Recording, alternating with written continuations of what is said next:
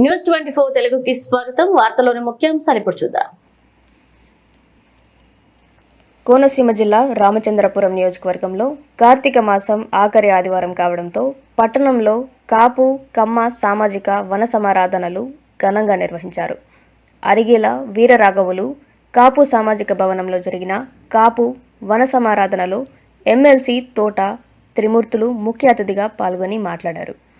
కార్తీక వన సమారాధనలు అనేవి సామాజిక ఐక్యతకు ప్రతీకలుగా నిలుస్తాయని తోట పేర్కొన్నారు.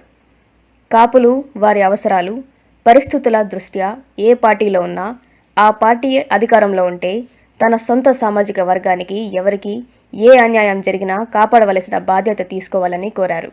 ద్రాక్షారామంలో కాపు సామాజిక కళ్యాణ మండపం కొరకు తీసుకున్న ఎండోమెంట్ భూమి వాస్తురీత్యా భవన నిర్మాణానికి ఉపయోగపడదని తోట పేర్కొన్నారు.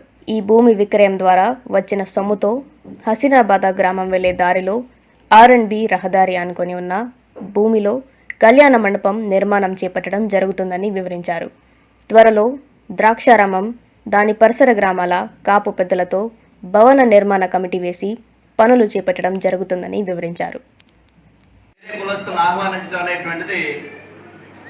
సరైనటువంటి విధానం కాదు. ఇక్కడ సాంప్రదాయం లేదు మనకి. అయితే ఎందుకు చెప్తున్నానంటే, ఒకప్పుడు కులాలకు అత్యంతంగా జరిగేటువంటి వన సమారాధనలు ఎప్పుడో పూర్వం 40, 30, 40, 50 సంవత్సరాల క్రితం. ఆ తర్వాత వచ్చినటువంటి క్రమంలో ఏ సామాజిక వర్గానికి ఆ సామాజిక వర్గం వాళ్ళందరూ కూడా ఈ వన సమారాధన కార్యక్రమాలు జరుపుకోవడం అనేటువంటి జరుగుతుంది. ఎక్కడ చూసినప్పటికీ కొన్ని చోట్ల అయితే కొన్ని సందర్భాలుగా వేరే వాళ్ళు ఆ వేదిక మీద పిలిచి మాట్లాడుతుంటే కొంచెం ఇబ్బందికరమైనటువంటి పరిస్థితులు వస్తాయి. ఇది మన కుటుంబం.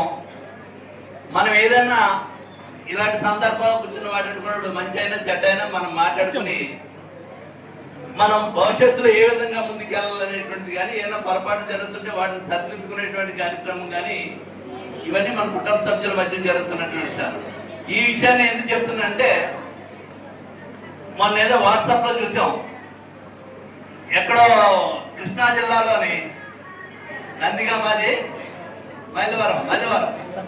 మైలవరంలో ఒక సందర్భంగా మాట్లాడుతూ, అంటే ఇది రాజకీయ వేదిక కాదు, అది రాజకీయ వేదిక కాదు, మాట్లాడుతూ కాపుల గురించి మాట్లాడి కమ్మవారందరూ పెద్ద కులస్తులు సంపన్నులందరినీ భూస్వాములందరినీ కమ్మవారు అన్నారు.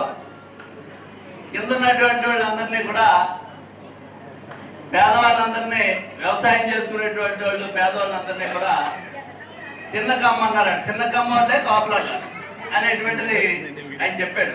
దాని మీద రాష్ట్రంలో అన్ని చోట్ల కూడా మాట్లాడటం జరిగింది. దానికి మళ్ళీ ఒక క్షమాపణ చెప్పుకునేటువంటి కార్యక్రమం కూడా చేశాడు.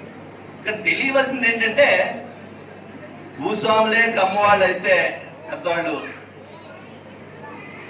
అంటే కాపు కులం అనేటువంటిది ఒక చరిత్ర ఉన్నటువంటి కులం.